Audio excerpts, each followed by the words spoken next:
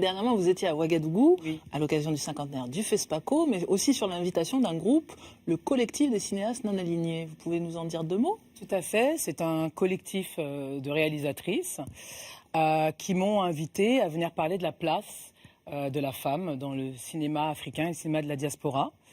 Voilà. Et en fait, quand elles m'ont invité, j'ai d'abord eu une réflexion intellectuelle en me disant voilà, j'ai parlé de ça, ça. Et en fait, comme une vague, tout m'est revenu.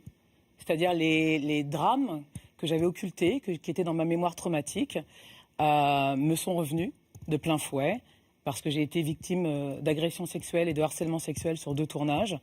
Et je me suis dit qu'il était temps de venir parler, parce que moi j'avais fait le travail sur moi, qui faisait que je pouvais venir délivrer un message et ouvrir, libérer la voie pour toutes les jeunes, ou les jeunes, parce qu'il y a des hommes aussi, qui vivent ça. Je me suis dit que j'avais une responsabilité et que je n'étais plus seulement dans ce qui m'est arrivé et la douleur de mes drames, que j'étais prête à en faire quelque chose en fait de mes drames. Voilà, pour aider. Donc on a fait un hashtag qui s'appelle Même pas peur, parce que comme je dis souvent, la peur doit changer de camp, que nous étions des victimes, maintenant nous sommes des guerrières. Et puis depuis, j'ai recueilli, je ne cesse de recueillir des témoignages de jeunes filles qui ont déjà, je voudrais les remercier parce qu'elles ont une très grande confiance en moi. Évidemment, les témoignages sont anonymes, mais pour se sortir de ces drames-là, il n'y a qu'en parlant qu'on peut retrouver une estime de soi.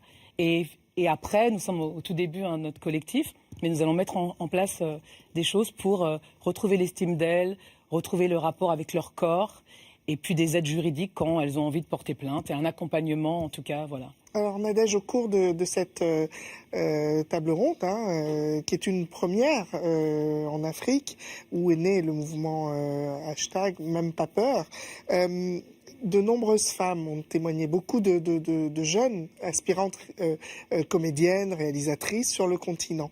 Justement, à un moment, vous avez dit dans votre intervention, je n'imaginais pas que mes sœurs ici sur le continent vivaient la même chose. Qu'est-ce que vous avez envie de nous dire là-dessus? Comment cette sororité prend sens quand vous écoutez d'autres témoignages? En fait, après que j'ai parlé, il y a eu un échange avec le public. Et quand j'ai regardé la salle, j'ai vu des femmes en pleurs.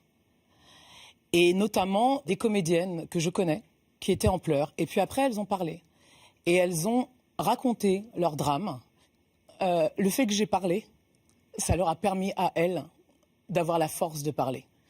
Et c'était vraiment le grand questionnement quand je me suis dit, je vais inviter les gens à un degré de mon intimité, de mes drames qui est terrible, parce que quand vous êtes victime d'agression sexuelle, à chaque fois qu'une femme vient parler d'agression sexuelle, vous revivez ce qui vous est arrivé. C'est-à-dire que quand il y a eu le MeToo, quand il y a eu Balance ton porc, à chaque fois, pour moi, ça a été un déferlement de tristesse et de désespoir.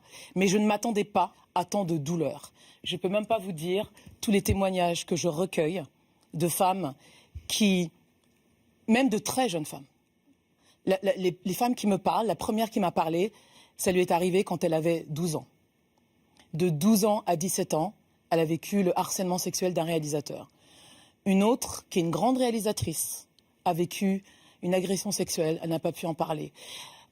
Des techniciennes, et en fait, ça les soulage. En fait, à partir du moment où elles ont parlé, elles m'ont dit que ça les avait soulagées. Parce que vous déposez, vous sortez de vous ce qui vous est arrivé. Et comment expliquez-vous justement que tant de femmes ne parlent pas? Qu'est-ce qui les empêche de parler? Alors déjà, c'est très très douloureux de parler, parce qu'il y a la peur des représailles. Moi, j'ai eu des menaces, on m'a dit que j'allais plus travailler, et d'ailleurs, après mon tournage, le deuxième en Centrafrique, dans lequel j'ai eu une agression sexuelle, je n'ai plus travaillé dans le cinéma africain.